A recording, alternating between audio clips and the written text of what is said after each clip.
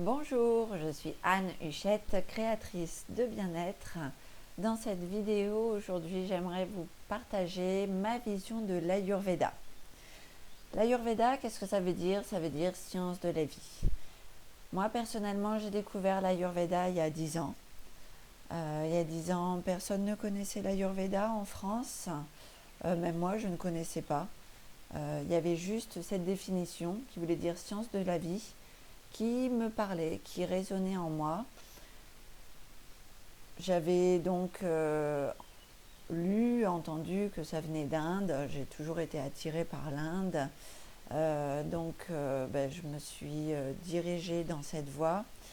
Et grand merci, puisque j'en suis honorée.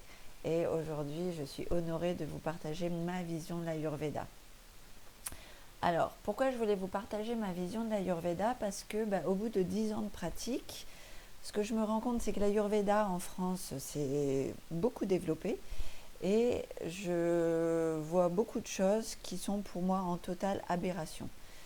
Moi, j'ai fait ma formation ici,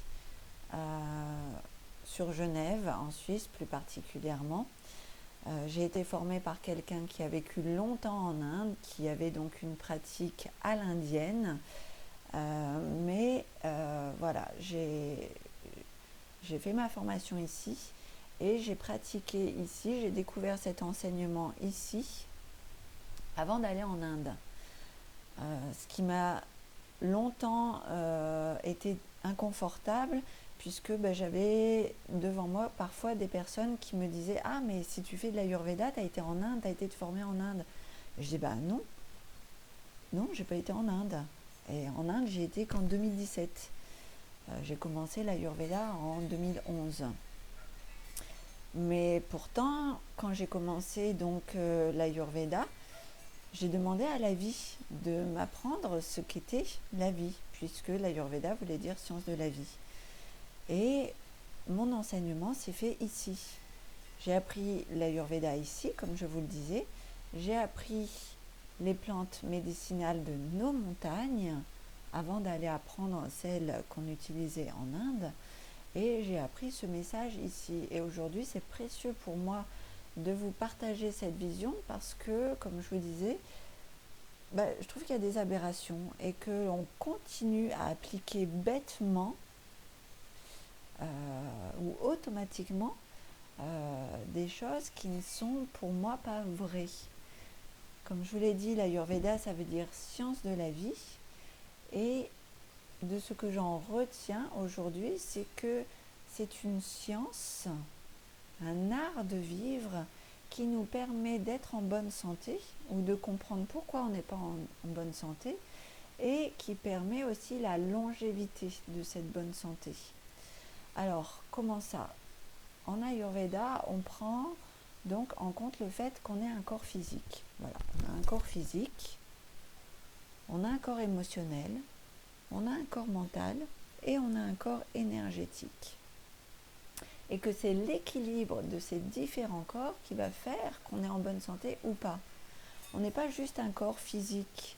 Si vous avez des émotions qui ne sont pas sorties, ce mal-être intérieur va venir se loger dans votre corps physique au fur et à mesure des années. Et donc, ça va créer un déséquilibre.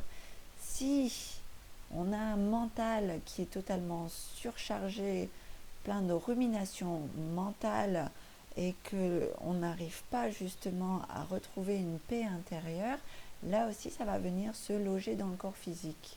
Et on a aussi un corps énergétique. Et que ce corps énergétique, comme nous en Occident, ça ne nous est pas forcément enseigné dès notre plus jeune âge, on ne prend pas soin de son corps énergétique, on ne prend pas forcément conscience qu'on a des lignes énergétiques à l'intérieur de notre corps, que nos organes du ventre ont d'autres fonctions jusque de digérer, et que quand il y a un déséquilibre au niveau de ces points, alors que l'on peut appeler point marma en Ayurveda, point d'acupuncture, méridien, quand il y a des blocages, et bien là aussi ça va créer un dysfonctionnement dans notre corps physique et créer un déséquilibre, la maladie, et ces déséquilibres donc vont nous amener au fur et à mesure à la maladie si on n'écoute pas les messages de nos corps, nos différents corps. Donc voilà ce qu'est l'Ayurveda pour moi. C'est donc de prendre soin de son corps physique, de prendre soin de ses émotions, de prendre soin de ses pensées. Nos pensées sont créatrices. Donc si on a une vision de la vie qui est positive, ça va nous amener vers des bonnes choses. Si on a une vision de la vie et des pensées qui sont négatives, on va créer donc de la négativité autour de nous. Notre énergie, on doit en prendre soin également, puisqu'on a beau prendre soin de son corps physique, si on ne prend pas soin de son corps énergétique, il y aura un déséquilibre. Mais si on prend soin de ses énergies en méditant, en respirant, et qu'on ne prend pas soin de ses pensées, de ses émotions et de son corps physique, là aussi, ça ne va pas aller bien loin. Donc voilà ce que j'en retiens déjà de l'Ayurveda. Et il y a également 3 piliers essentiels en Ayurveda, donc pour le maintien de la bonne santé et sa longévité, qui sont la nutrition, on est ce qu'on mange, le mode de vie, est-ce que notre mode de vie nous correspond, puisqu'on est tous différents, et il y a également comme 3e pilier notre environnement, qu'il soit familial, environnemental ou professionnel. Donc il y a énormément de choses qui rentrent en compte pour le maintien de la bonne santé et sa longévité. Il y a un point que je voulais aborder, puisque je vous disais en début de vidéo, des fois je vois des aberrations, même de personnes qui pratiquent l'Ayurveda, qui ont été en Inde et qui utilisent des poudres, des plantes qui viennent de l'Inde, qui vont manger des aliments qui viennent de l'autre bout de la terre.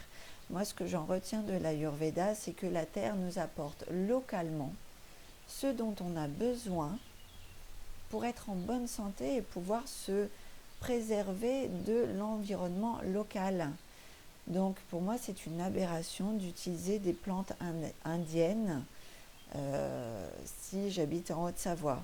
Nous avons ici des plantes locales qui nous permettent de prendre soin de nous localement. Ça me permet aussi d'aborder un point par rapport à l'alimentation, puisque aujourd'hui nous sommes dans une ère de surconsommation, ça c'est sûr, mais on est aussi dans une ère de surinformation. Internet nous apporte énormément d'informations et des fois il y a de quoi s'y perdre. Et il y a beaucoup de personnes qui, par rapport à ce qui se passe au niveau industriel, veulent devenir végétariennes. Bon. Sachez que par rapport à certaines physiologies, c'est bon, mais pour d'autres, c'est pas bon. Tout le monde n'est pas apte du jour au lendemain à devenir végétarien. Et pour ça, il y a un exemple que j'ai reçu de Éric Gandon, qui est naturopathe, qui m'a vraiment beaucoup parlé et que j'aimerais vous partager aujourd'hui. C'est l'espèce des ours. Vous avez donc dans cette espèce de l'ours différents ours. Vous avez par exemple l'ours polaire qui lui, par rapport à son environnement, va manger des protéines, beaucoup de protéines. Il va se nourrir de poissons, donc de protéines animales pour se préserver vis-à-vis de son environnement qui lui demande de brûler énormément de graisse, puisqu'il vit là où il fait froid. Et vous avez également l'ours panda qui lui vit dans des pays chauds où l'organisme a plus besoin de se rafraîchir. Donc il va se nourrir de végétaux. Si vous mettez l'ours panda dans l'environnement de l'ours polaire et que vous lui donnez l'alimentation de l'ours polaire, il va très vite devenir en mauvaise santé ou même mourir. Et si vous mettez l'ours polaire dans l'environnement de l'ours panda et que vous lui donnez l'alimentation de l'ours panda, là aussi, il va y avoir un déséquilibre et il va plus être en bonne santé, voire même mourir. On est tous différents. Sachez que déjà, le groupe sanguin, si vous êtes A, B ou O+, vous avez besoin d'une alimentation qui est différente. Après, selon votre constitution doshique, alors qu'est-ce que c'est? Les doshas en Ayurveda, c'est Vata, Pitta, Kapha. Il me semble d'autres vidéos qui ont été faites sur ça, sinon j'en referai une plus claire, pour comprendre que on est tous différents, on a tous une carte d'identité doshique différente, donc on a tous des besoins qui sont différents. Et pour certains, c'est bon de manger certains aliments, comme il est mauvais pour d'autres de manger les mêmes aliments. En Ayurveda, dans une famille par exemple de 5 personnes, c'est une aberration de tous manger la même chose. Nous sommes tous différents, nous avons tous des besoins différents. Et le but est de se reconnecter à son intuition pour savoir ce qui est bon pour nous. Donc l'Ayurveda, c'est avant tout un art de vivre qui permet de mieux se connaître, mieux se découvrir, d'être tendre avec soi-même, mieux se comprendre, d'utiliser notre intuition pour savoir ce qui est bon pour nous par rapport donc à notre nutrition, notre mode de vie, notre environnement. Et donc, de mieux vivre avec soi-même et mieux vivre avec les autres. C'était important pour moi de vous faire cette vidéo. Je ne vous invite pas à croire ce que je dis, puisque l'Ayurveda veut dire science de la vie et non pas science infuse.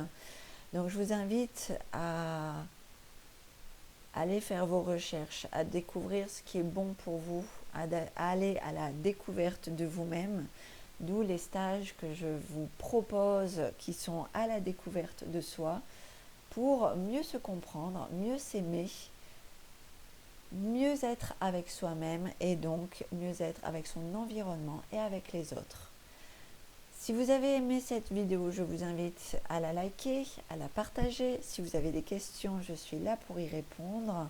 Et je vous souhaite une belle journée. Je vous dis à très bientôt. Prenez soin de vous. Bye bye.